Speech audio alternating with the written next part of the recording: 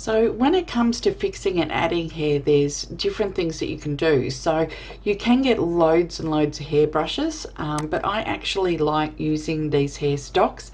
Cindy Grunston's got some great ones. There's this blue one, which is actually pretty much near the color that I need. And I'm just going to place it behind Alice and just coming in with the warp tool, and I can get it to pretty much where I want. Now I can add in some extra hair with various brushes. I'm going to copy that and I'm going to bring it down here. I find that I get a much better result with using hair stocks, and it's a lot quicker and easier to use. So I'm just going to quickly and just warp it to get it where you want it to. There are some other hair stocks that are available in different sizes, different colors. I'm just going to drop this one down to the bottom. Now it's faded off a little too much here, so what I'm going to do is I'm going to get all three of those together and I'm going to put them in a folder. I'm then going to put a hue saturation and clip it to there, and then I can play with the color. Let's go a bit more vibrant to start with, and I can pretty much get it where I want. Now I don't want as much up here, so the beauty of putting it in a group like this, I can then come up and I can take some of that hue saturation off the levels. Now I can still keep playing around with some of these. I can, if I want to, go over to the hairbrush, and I'm just going to type in hair, and there's so many different ones, it's not funny. I do recommend going in super close so you can get it in. Like I said, it's a bit, yeah, I'm not a big fan of it myself. I would rather come in and play with more hair stocks. There's more by Cindy Grunston, which are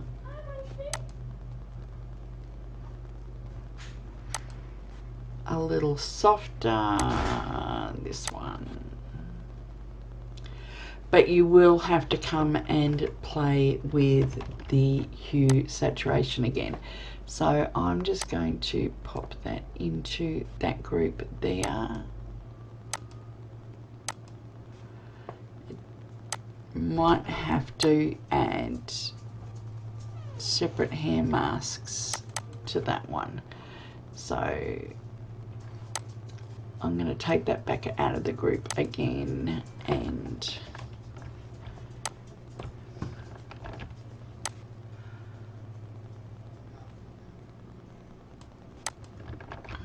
I might do two separate groups of hair. So that's group 2.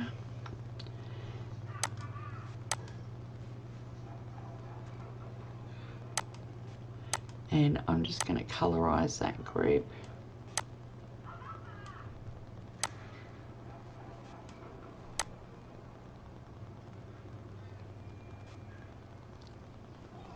And get the color that I want. I can actually come in again and I can duplicate those layers or duplicate the group. Actually, I'm going to duplicate layers. And this time I'm going to actually put them in front of Alice. But I'm going to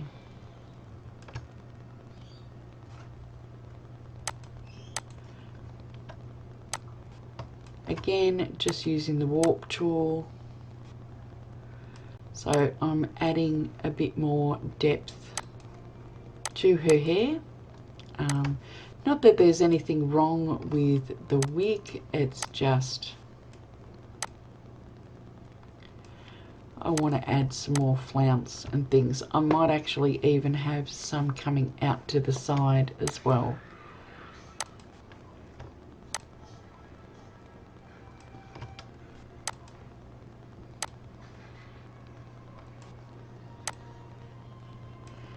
And you can play around.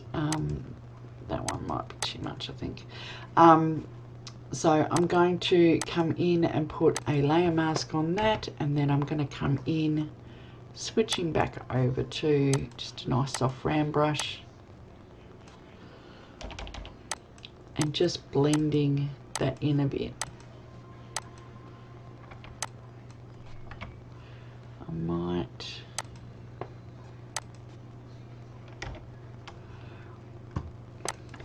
there's a little bit of a gap in the wig there, so I'm actually going to, oh,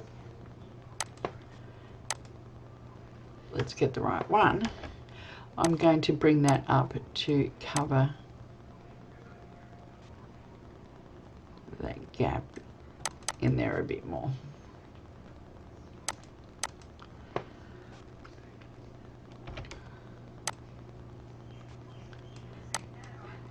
I'm not worried about those little hair clips. I can easily come and fix them up. So you can play around and do so much with the hair. If I wanted to come and get some more sort of bushy ones or get some more flying out,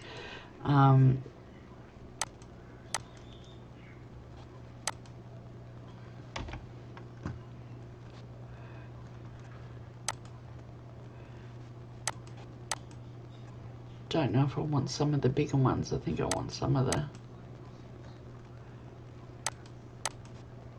the smaller ones again. I'm going to try one of the bigger ones and let's see how we go.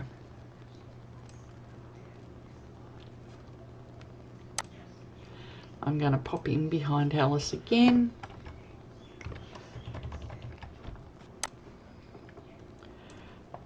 This time I'm going to have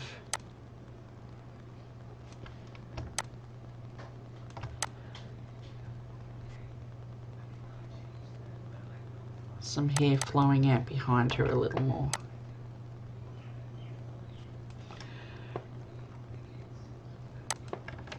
And it always pays to sort of do a little bit of a warp just to get some different angles, different curls.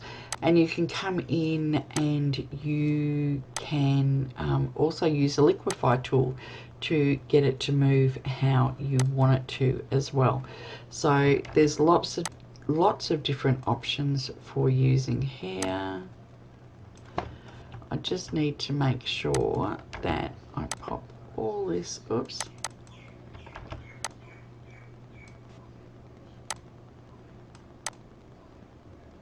I will move that entire folder behind that group, and I'm going to copy that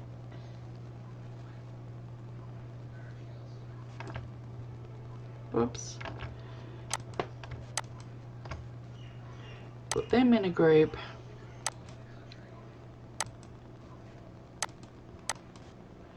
copy that hue saturation and bring it down.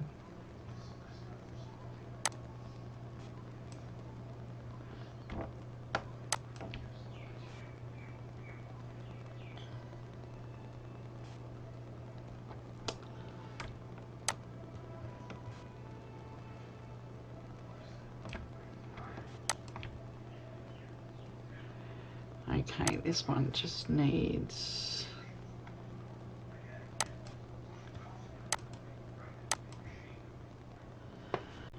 okay. Okay, so when it comes to the dress, I am going to go into the Liquify.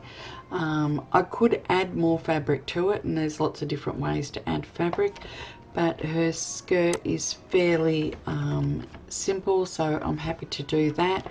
I'm just going to come in and just give a little bit of a Liquify just to give it some shape. I'm going to give it a little bit of a Liquify so that it looks like it's sort of floating a little more.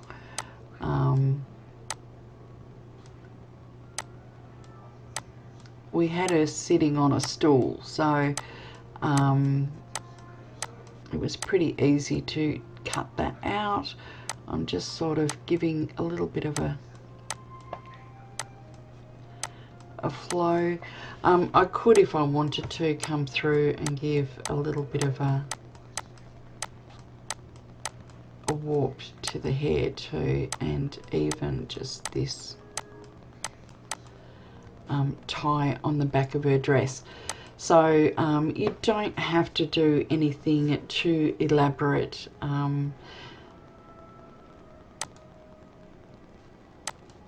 mean, that's what we had before, which actually really even doesn't work too bad. I think this might be a bit over the top, so I'm going to hit undo, and I'm going to come back into Liquify, and I'm going to give it a little less.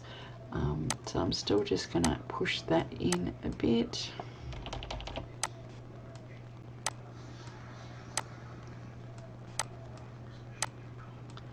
Just going to fill it out as opposed to sort of sweeping it out a bit. Less is more. So yeah, so that looks good now. So that's where we were before, and this is where we are now. So just give it a little bit more full to it, and that's it. If you want to add more fabric, and I'll show you another image in a minute, there's lots of different ways you can do that too. Another great way to add additional fabric to your image in Photoshop is to have some additional photos of fabric. So this is one that we did for the beautiful Jess. So we did a maternity shoot, and we added in lots of different fabric. So if I come back all the way to the start, oops, so there she is in studio. I didn't even quite cover the whole backdrop. So we had people standing on either side, and we were flicking and throwing extra fabric, which is just clipped to the back of her dress here. And then I just extended my frame and then added in different bits that we captured in the studio. So you do have to muck around sometimes with the hue and saturation just to get it to match in. But generally speaking, if they're shot at the same time with the same lights and same setup, you don't need to do much. So I added in just a few bits of fabric. I had to do a few sort of hue and saturation and things like that, just to get it all to sort of work in, and that's a finished product. But if I just jump over to Lightroom, so this is in the studio, so this is the image that we captured basically. As you can see, I've got somebody here holding the fabric. I had somebody on this side. We're doing different sort of draping and things like that, but we would then also just drop the fabric, we would throw the fabric, we would do different things with the fabric just to get some movement happening. Now you don't have to have a model, you can just put up, you know, a sheet or a backdrop or something and throw some fabric and get your own images that you can use. As you see here, we did quite a few different sort of throws and things, throwing it around to get the look that we wanted. So, and that can be a lot of fun. It's easier sometimes if you've got a couple of people helping you, but you can do it just on your own. So we just had the beautiful Jess in studio. We had this white fabric wrapped around her and it was clipped at the back, and then we had these extra long bits of fabric clipped onto the back as well that we were just shooting in studio. So you can warp them, you can then come through, you can change the color of them, do a hue saturation like I did with the hair. There's a lot of different things that you can do with the fabric. So this is loads of fun. You can, if you don't want to go to the effort of creating your own images or blanks that you can use for fabric, you can buy them online, and you can do the same thing. So you just pop them in, put a layer mask on, remove what you don't want, extract them from the background, change the color, and there you have it.